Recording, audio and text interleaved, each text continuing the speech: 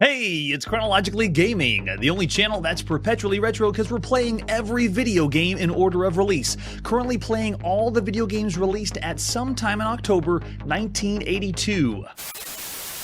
Then Shirley's getting married. But who's the mystery groom? It's the season premiere of Laverne and Shirley. And we were last checking out the Enchanted Forest on the TRS-80 Color computer. Let's see what our next game is. And it's the highlight of the evening. Ladies and gentlemen, it's time to play DragonStomper. Oh man, with a name like that, it's gotta be good, right? If you look over on the left, there's the ad you would have seen for how you play the DragonStomper. It's not just on the Atari VCS. You need the supercharger system. Add some memory to that Atari. Here's the box for DragonStomper. Oh, look at that. It is the 6th supercharger game that we played on the show, and it is monikered with the number 6, but the front of the box, that is awesome. You look like an epic, like maybe forlorn knight, or something's wrong or cursed about you, and you just got to go kill a bunch of dragons. But I love the front of it. It's awesome. One of the best that you could play on the supercharger system, which is essentially a cassette that plugs into the device, and then that supercharger device plugs into your Atari. And this box was one of two different kinds, because you could have just gotten the cassette one. This one is the one that includes the supercharger inside. Yes. Oh, wait, no. Supercharger unit must be purchased separately. And you have to also have a cassette player at the same time. So this one is just the game, the cassette game. I know, right? Oh, that's right, Charlie. Yeah, tell us all about the game, because we're going to get into it too. If we flip it over in the back, they explain, or they give us a little screenshot. They explain a few of the things about the game, but this is one of the most unique video games you could play on any home console because it is the very first role-playing game, true role-playing game.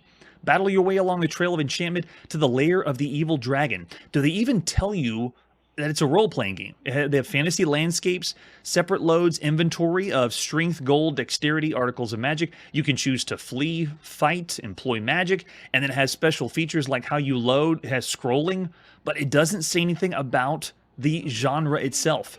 I was expecting to say something like adventure game or something like that. So this one marks our 150th game we played on the Atari VCS, the Atari 2600. This is the 150th game. What other artwork do we have for DragonStomper? We also have the ad, well, one of the ads you would have seen. I believe this one is in French, but it shows all the different supercharger games down at the bottom. Nice. All the way over in Europe, they got those too. That's awesome. Yeah, so this one's the 6th game that the supercharger has for us, and there's the cassette. Or if you flip it over, I think this has 2 sides to it because you have to load multiple sections of the game. So you'll be actually playing and pausing your cassette tape while you play this one. It has even more fun, or it's almost a hybrid of computer game because we're playing off a cassette tape on your Atari. That's just crazy. Yeah, there we go. The extra box and the example of the screenshot too. So cool. All right, let's see the manual for DragonStomper. How do you play this game? Yeah, I want to know. First of all, you have to know how to use the supercharger, and they do give you a very lengthy tutorial because you have to have your own cassette tape player, plug that into the supercharger, then plug the supercharger system, which there's the example of the supercharger, and then that's plugged into the Atari. So you got to make sure you rewind that tape, and if you've ever used this system, you're understanding the frustration with trying to get the game to work, because if you don't work the cassette tape correctly, it takes a little bit of time, and you may have to remember to rewind and things like that. All right, so here's the story, but I'll give you the brief rundown as we scroll through it. Essentially, there's a dragon out there, and we have to stomp him out. Apparently, there was a druid magician who tried to destroy the dragon, making a powerful amulet, but he fell into a trap. The amulet skidded out of his hand, and then now the dragon has the amulet, and now the dragon has full power, and we have to destroy it. So the kingdom became a desperate place. The king's loyal knights all fell to the dragon, and now it's up to us. There we are, the DragonStomper. As the fabled DragonStomper, you'll need all your wit, strength, intuition, and resourcefulness to dispatch the evil that hangs over the kingdom. You have to battle your way across the countryside. Yes, and you do battle your way across the countryside. Another day in the life of a DragonStomper.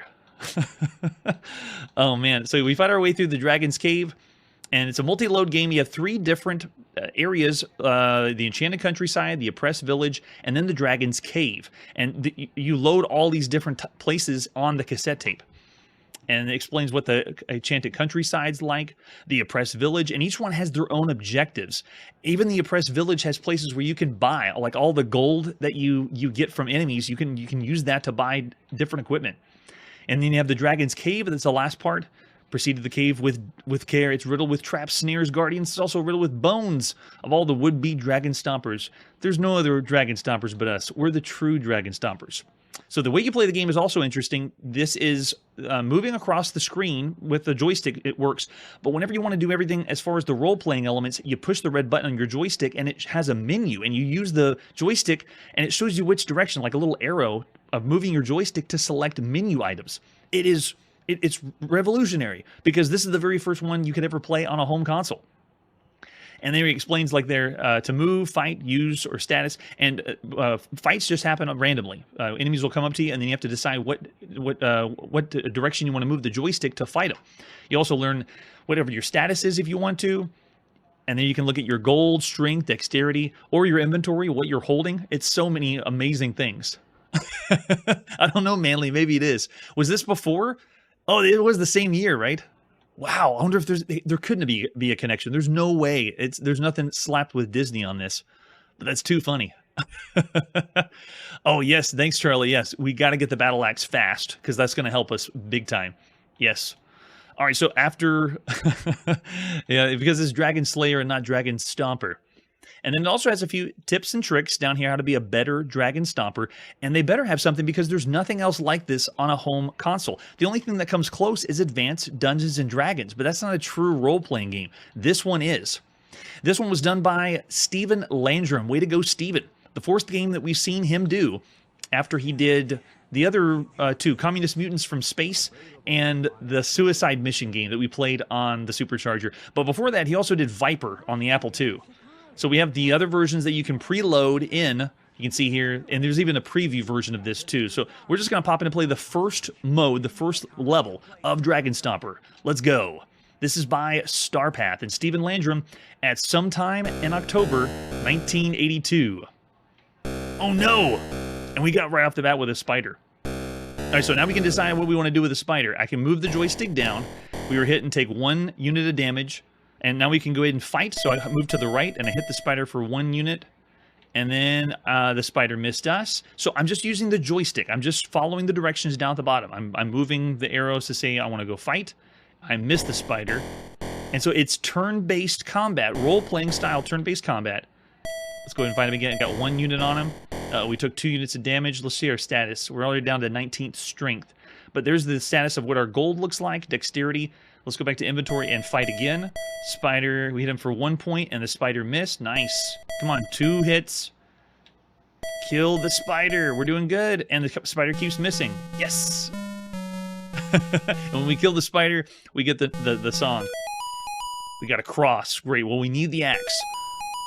All right, so we pick up the cross, and now we see if we move next to the tree, it lets us know it's a tree. Thanks. And we are moving around as the white dot, so it gives me a little feels like we're playing Warren Robinette's Adventure, but it also has scrolling. If I move into the swamp, you can see it highlights that it's a swamp, or lets us know. Oh no, a demon. I think we should run. We're not ready for a demon yet. We don't even have a shield. You take 2 hits of damage. Okay, so let's try, can we move? You escape the demon. Yes. Okay, so our running away worked. Let's try to find somewhere safe to go. Okay, a snake. That'll work. So you can see how the random battles work. They just come up, but they actually give you a picture of what the enemy is that you're fighting. I know, right? I love the sound effect, too. We hit the snake for 1 unit, and then the snake misses. So now you get to decide what to do. Now, this is what's revolutionary about it. It's a role-playing turn-based game, and everything's being controlled with the joystick. And bear in mind, we've already seen a couple games on the Atari that used both joysticks, to get as much control as possible. This is all doing it on 1 stick. All right, so let's go ahead and fight. Nice. 4 units of damage against the snake. Snake missed us. 3 units. Snake missed us. And yeah, we killed that snake. And we got a ring. Very nice. So add that to our inventory. And now if we want to, we can push the red button. And the red button can show, like, you can see we have using items if we want to, or look at our status. So there's our status. We got 18 strength. We really need to get to the chapel, and there's our inventory. Nice. Okay, so let's move to the top. Let's look for the chapel. I'm going up. This is another thing, too. It's freely scrolling in all directions. Like, look at that. It's not just holding to one thing. Oh, let's see what this is on the top left over here. Oh, there we go. If we find the bridge, I believe, Charlie, is the bridge in the bottom right, southeast of the map? Oh, no, it's a golem that's protecting it. I don't know if we should fight them. Let's try it, though. We hit the golem with 4 points. The golem missed us. Okay, so we're starting off pretty good. I only hit the golem with 1 unit, and the golem's still missing. And we killed it! Cool, we're doing pretty good. We got a cross, and 24 gold. And so every time you get something in the game, you get a little ditty. I'm in the money. Yes, we are. All right, so we're in the hut. Nothing here. Yeah, so didn't find anything but the golem. I was looking for another treasure, but a cross will work for now. That's what we need, Manly. Not to get married, though. We need health. Oh, here we go. Gold castle. Oh, the traps. Let's move. Still stuck. Take 1 unit of damage. All right, let's try moving again. Uh-oh, 2 units. Oh, we're stuck in the trap. This is not good. All right, so you saw where the traps were, right? Remember those... Oh, no. A monkey's coming. All right, so if you read the manual, you'd know that this first area, the enchanted area, you have an objective to finish. And once you do, you can cross the bridge. One way you can cross the bridge is to find a ticket to give to the person and to go to the next area. All right, so let's go ahead and fight the monkey. Uh-oh, we missed the monkey. Oh, no, the monkey hit us with 4 points of damage. What's our status? We got 14th strength, which is essentially our health. Yes. Yeah, I'm looking for the chapel. That's what we need to find. All right, so we got the... go past the inventory. Let's go ahead and fight him again. That time we hit the monkey. Oh, man, the monkey hit us with 5 points. This might be too tough. But we still killed the monkey. That's right, monkey won't get the best of us. Got 50 gold. Very cool. All right, so... Oh, there's a demon at the castle. Let's get out of here. Yeah, we escaped the demon. I don't want to run into the trap. Oh, wait. Oh, I hit the trap anyway. 2 units of damage. Let's get away from the trap. What's this over here? Yes, the chapel. We did it. The church is locked. Oh, we need the key to get inside the church. Can we use the cross? Use the cross, and it feels weird. I don't know what that means. All right, so can we keep going? Oh, a spider's here. Yeah, we can squish that spider. 1 unit of damage. What's our status? We're only down to 6 strength, though. Oh, man. That's it. Manly, that was awesome. It is Donkey Kong. Who said you could show up in DragonStomper? Maybe it's just because he's in every video game now. So we missed the spider. And again, I'm doing all this with just the Atari VCS joystick. It's so intuitive. It actually gives me feelies of Alibaba and the 40 Thieves, the one we played on the Atari home computer. Way ahead of its time. Stuart Smith, I believe, did that one, and it's really, really good. We got how many? 3 strength left. All right, we better get a good hit. Ready, and go. Uh-oh, 2 units of damage. This is it. Uh-oh. And we are dead. Total gold, 474. It wasn't as crazy death as what we've seen in other role-playing games here on the show. It wasn't that bad. And they give us a song whenever we die. That's so nice. So this is the very first RPG you could play on a home console. And to put in perspective, on the home console, this is the 479th game that we played across all home consoles. So out of 479 games, here's the first one that's RPG. And since the beginning of Chronologically Gaming, this is the 87th role-playing game. So all those role-playing games we've been checking out on the show, can we... Oh, we got to reset. So all the role-playing games we've been checking out, those have all been on home computers. Nothing on... Oh, Ghoul shows up right when we reset. Okay. And we have to play a few games on home consoles that had RPG elements, but across all systems... There's been 33 games that have had RPG elements. One of those was the Advanced Dungeons and Dragons for the Intellivision. It had elements kind of like role-playing, but it wasn't a true role-playing game. All right, so let's go ahead and fight the demon, or I'm sorry, the ghoul. We get 1 hit on him. He missed us. 4 units on the ghoul. 1 damn... Yeah, we're hitting the ghoul really hard. Nice. Okay, let's see if we can find that axe. And if we do find the key, then the enemy drops are random. So whether you get keys or crosses and so forth, it all happens. Yeah, I like the sound effects. I love the gameplay. The 2D scrolling is extremely unique. We're even playing role-playing games on... Oh, a demon again. I'm running. 3 hits of damage. No, we're out of here. Yes, escape the demon. Even when we play role-playing games on home computers, they're not scrolling like this. This is pretty impressive. So I've reached the edge of the map. If I keep going here to the right, I might find the bridge. Oh, the bridge wasn't there. All right, let's try this one. What is this? The temple is locked. All right, so that means we can't go in the temple until we find a key first. Or if we have an axe. If you have the axe, you can break the locks of some of the keys. A golem. Okay, so let's take him out. The golem missed us. Notice that sometimes they get the first hit, and sometimes you can get the first hit. Oh, we only hit him with 1 unit of health. That's terrible. Yeah, I mean, look at these graphic capabilities on the Atari. I'm with you, Curtis. It's amazing. We're scrolling so freely.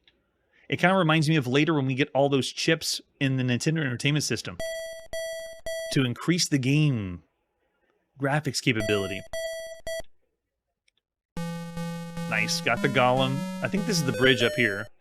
We get some gold, and there it is. There's the bridge. So if we come up here, there'll be a guards here. And if you're strong enough, or if you feel like you're tough enough, you can battle the guard to go to the next level. We are not tough enough, so I'm going to just get away from the guard. Yeah, we escaped.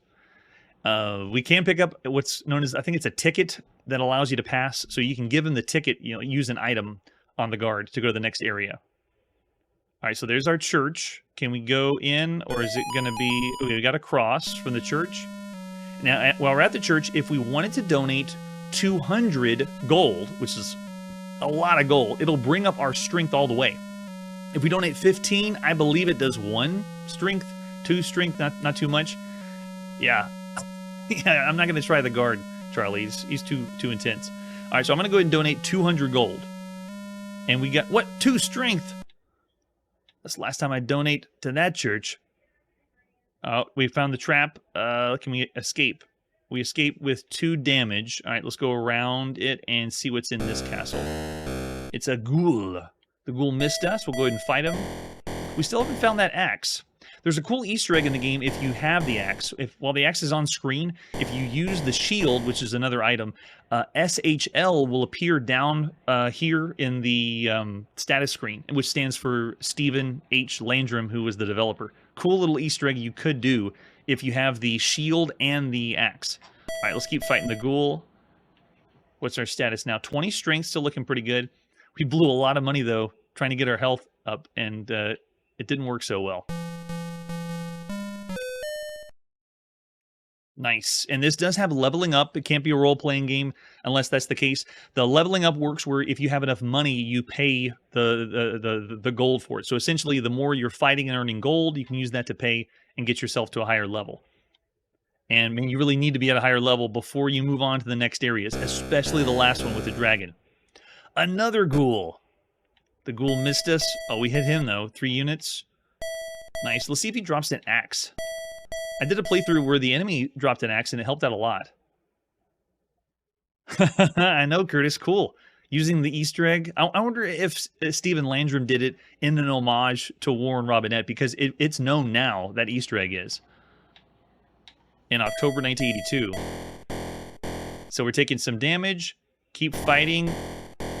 We killed the ghoul, and we gained a chest.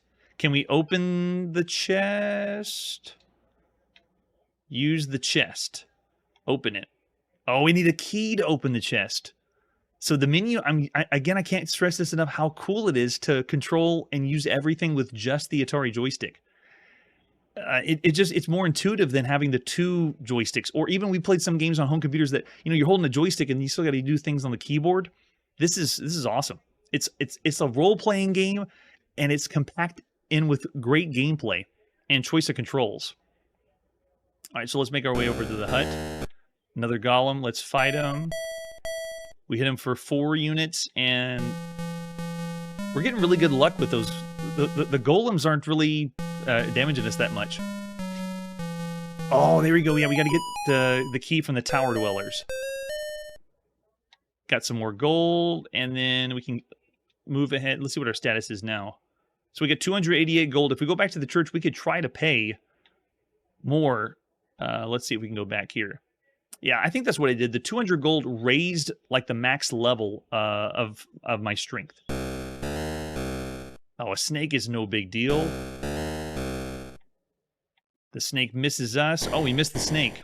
Oh, we only took 1 hit of damage. 3 hits on the snake. Snake hits us for 2. And also notice that they're doing the role-playing trope of reading across the screen. They're keeping it pretty simple, though, everything that's happening during the battle. And there was some home computer games that did this, but the way that they're displaying the text here is just so quick. Battles go fast. It's a really, really fun experience. Oh, nice. Yes, we got a key. Now, 24 gold. Let's go and use the key on... I want to go into the temple that's down here. If it's still there. Oh, wait, is it? Yeah, it's all the way down here. Past the trees. Past the bridge. If no one attacks this, we can use it right here. But being able to explore like this is awesome. All right, so we show up here. Temple's locked, and so what we do is we say, I want to use the item. So I use the key and open the door. Oh, that's right. I could open my chest, too. So I have a chest that I could open. I'll say open the door. And we gained a charm from the door. Now, there is a chance we could have gotten a ticket. I think it's random, but you can use the ticket to then go to the next level. So fun. So this is just the first area, and there's 2 other areas past this after you load them up on your cassette. So awesome.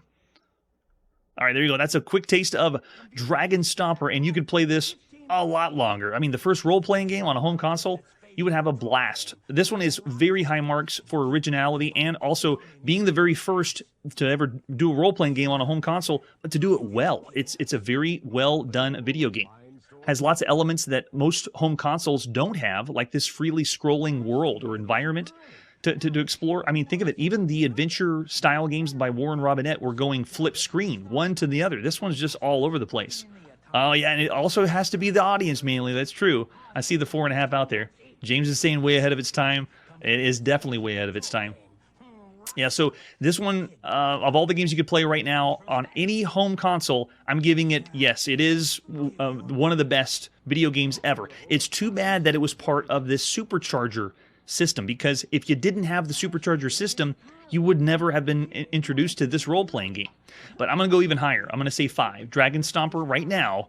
I want to play this over almost every other home console game that we played up to this point, just because of the role-playing element, being able to be part of a world that usually you only could play on a home computer.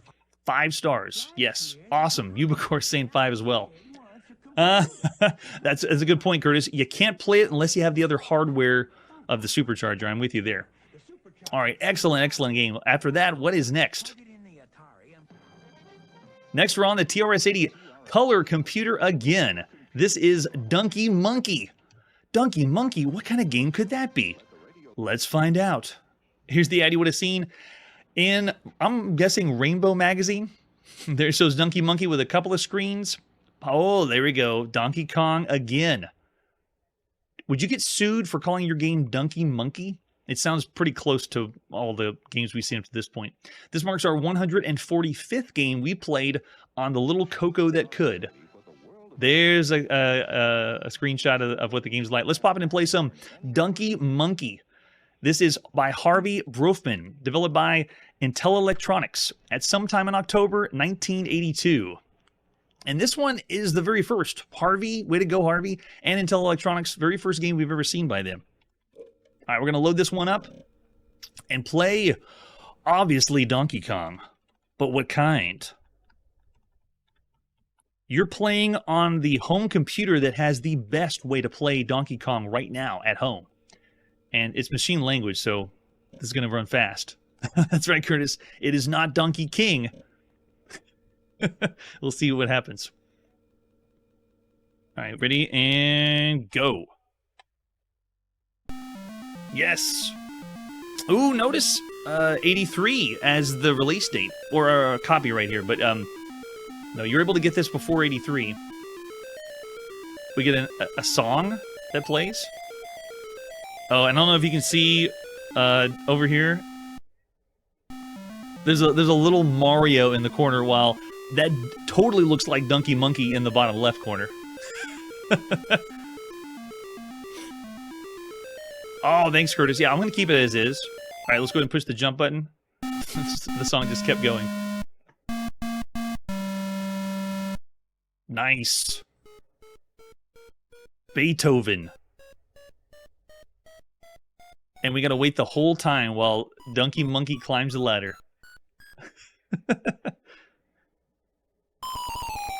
Oh my goodness. Dunkey Munkey is cooler than Donkey Kong. He can play the piano.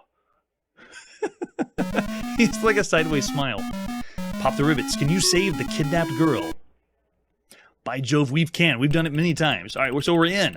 Playing as... I don't even know who the character is. We know who Dunkey Munkey is, but who is this? It's off-brand Mario. The first level is the rivet stage of Donkey Kong. And man, oh man, whoa, wait a second. Wait just one cotton picking minute. Look what I'm doing.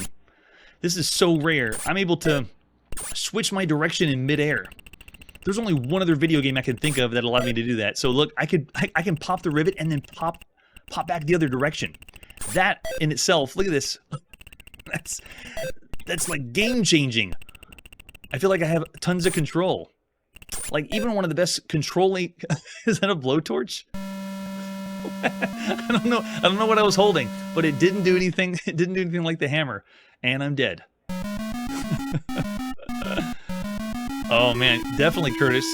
That's what sets this one apart. Dunkey Munkey may look kind of derpy, but look at that. I can pop a rivet and then go the other way, right up the ladder again.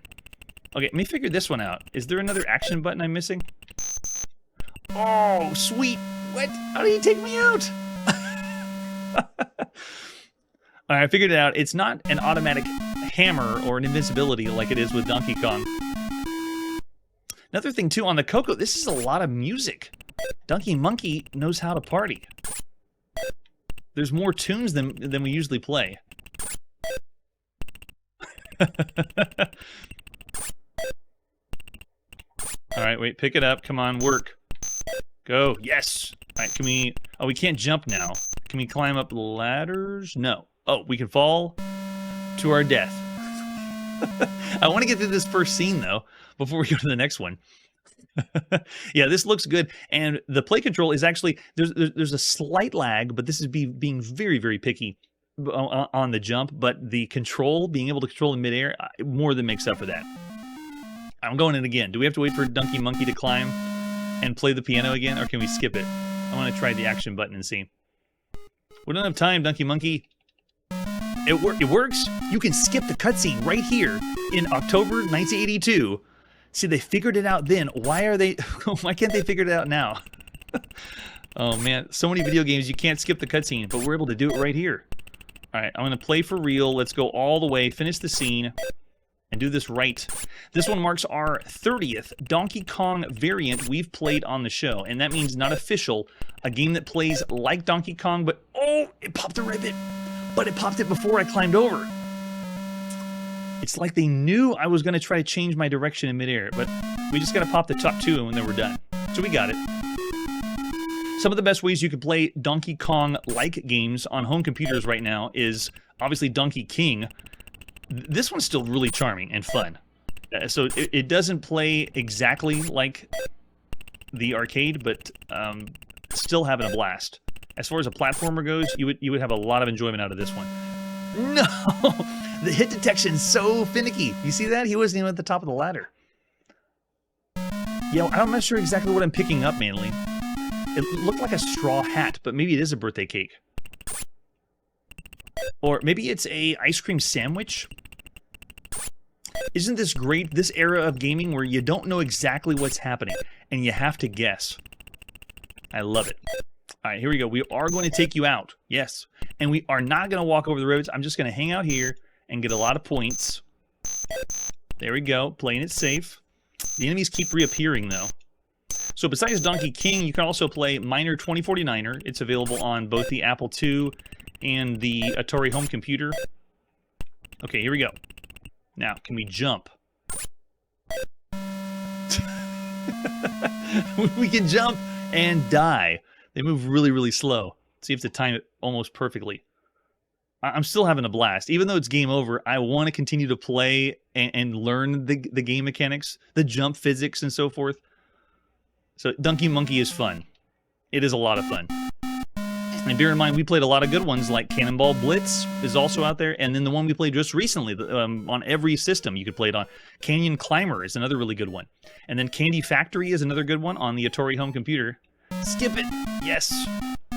It looks like we cannot save the kidnapped girl. We just die. That's right, Hunter. I wonder what I get for picking up... By the way, the girl isn't even on the screen.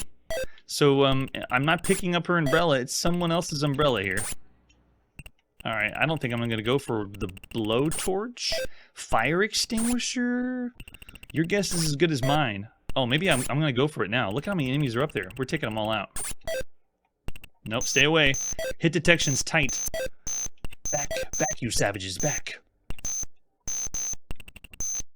Yeah, so this has the similar number of levels as another game we played called Fast Eddie. That was on the Atari home computer and Commodore 64. But this one I feel like has more to it than this. It's great. Still fun. Oh, watch out. But you can see where the clunkiness comes in. How am I going to get... Look at also the artificial intelligence. Like, look at how quickly they come after me. They're honing in on my position. And, oh, they don't fall down. Wow, see that? As soon as I jumped in midair, oh, you have to be on your game. No, the umbrella is just an item, kind of like it was in Donkey Kong. That would make too much sense, but to have 2 power-ups in one game, Manly, you're asking too much. Video games can't do that. You have to have only one. And ours is a whipped cream blower. Nope. Oh, it didn't work. My little juke method failed for me. Okay, let's try it again. I like that, though. Grabbing the rivet and then coming back where you came. Oh, how did that work? I don't know. All right, can we make it? Quick, quick, quick, quick, quick. Oh, no, I picked it up. Oh, I'm stuck here now. Whoa, see how long that took him out? So, yeah, there's little things that you may, nitpick with the hit detection and so forth, but it's still a lot of fun. All right, let's go up here.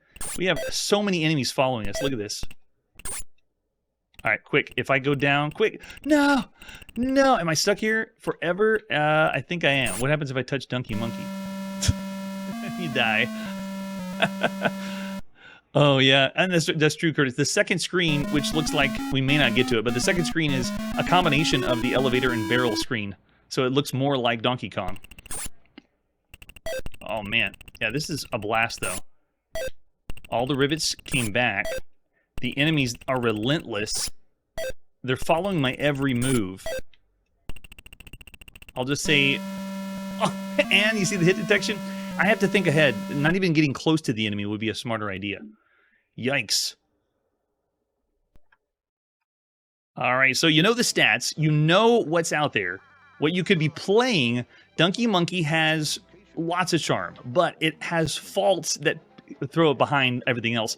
I still would say of all the games you could play, it's a little bit better than like Fast Eddie. It has more charm than Fast Eddie, which is around the average range, but it doesn't have hold a candle to all those really good ones I mentioned before. So I'll say of all the games you could play right now on any home computer, Dunkey Munkey is a 3.5. Manly's even going high as 4. Fantastic. I see 3.5s. James is saying 3.5 to 4. Yeah, 4 actually sounds good for this one. Yeah, because of the other ones that are out there, and because this has some things that are harder to forgive. I'll say it's still above average, but not up to snuff with everything else you could play. Really, really fun, though. That's awesome. All right, it's time to put the video game playing on pause, or hit the break key. Poke that game and see what you can get out of it. Thanks so much again, Curtis, for helping me out, getting a few of the scripts on the other game before. We're going to continue playing every video game in order of release on handheld, arcade, console, and on home computer, or as many as we can. Next time on Chronologically Gaming, we bring a holy hand grenade to battle with a dragon, an evil bunny, and we are searching for the Holy Grail. Maybe we'll see the knights who say, "Nee!" And that's it for today, and like I always say, if only some of us would level up in real life.